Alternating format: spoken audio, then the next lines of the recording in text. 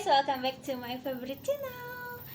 Right now, I want to say about what are the important characteristics to have.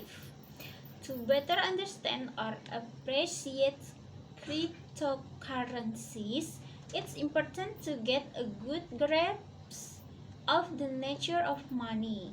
This is because cryptocurrencies are a form of money, and by understanding the true nature of money, especially what important characteristic if shall process, you will be able to better appreciate and understand the nature of cryptocurrencies, and in turn you'll be able to better understand the principle of holding. What is money? At its very core, money is something that is used to represent the value of other things. For example, you gave me money in exchange for receiving a copy of this book, and that sum of money represents the value of this book. The money I receive from you and others who have bought this book. I'll use to purchase or acquire something of value from others vendors today or tomorrow. If you study history, you'll see that the values of things have been expressed in different forms and money. The primary way by which values have been expressed has come in different shapes and materials. Case in point, things like gold, shells, wheat, and salt have been used in the past to represent value and as a medium of exchange.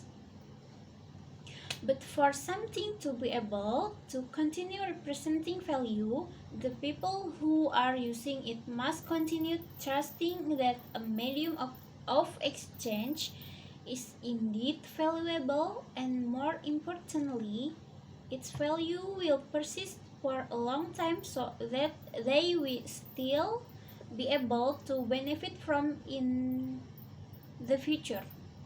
How people's trust in money has evolved only until 1 or 2 centuries ago.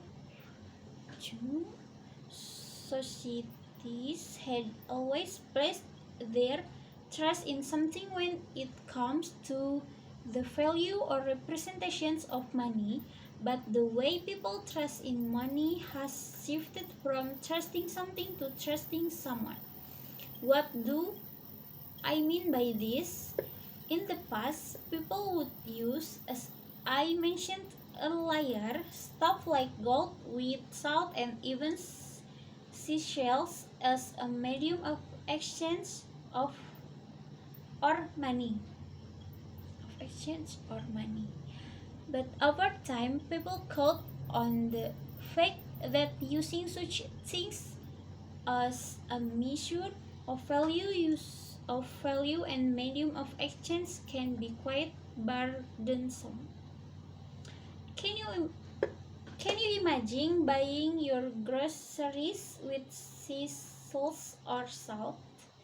What if inflation was very high the last several years and you want to buy a month's worth of groceries?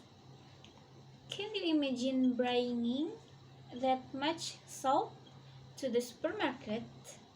And if you're the grocery owner, can you imagine having to weigh the salt being paid to you by your customers and needing a very large space and vehicle to store and transport all the salt?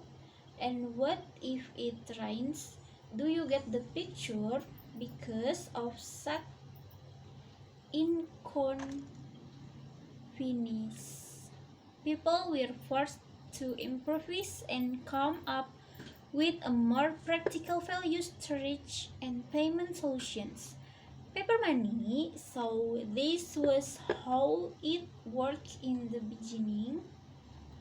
When you take up a bank or the government's over to take physical possessions of your gold bars for storage, that issues you certificates or bills for the amount or value of the gold you deposit with them. Say your gold bars were worth $500. The bank or the government taking possession of your gold bars would issue you a paper certificate or bills worth $500.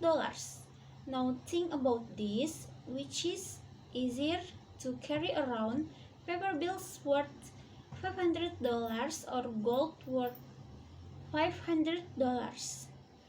Another thing to think about is this, which is easier to cut in smaller pieces or value, paper bills or a gold bar. If you want to buy a bag of chips for $5, you'd only have to give the cashier $1 bills. But if you're carrying around $500 worth of gold, you'd have to cut it proportionately to an amount that closely or exactly represents $5. Another thing worth thinking about back in the day is this: if you wanted your gold bars back, all you'd need to do is give $500 worth of bills or certificates back to the bank or government to redeem your gold bars. It's that simple. Because of the convenience and practicality it brings, paper money has grown so much in popularity and has become the primary means by which goods and services are bought and sold all over the world today. Back in the day, the value of the United States dollar was linked or based on gold. The money of the United States of America was valued based on its gold holdings. This was referred to as a gold standard. But over time, the macroeconomy has changed, and as a result, the link connecting the value of the United States dollar to the value of gold was cut. As a result, Americans and the rest of the world, considering the US dollar has become the world's primary currency, had been conditioned to shift their trust from gold to the federal government. Okay guys, until here for today. See you in the next video. Bye bye.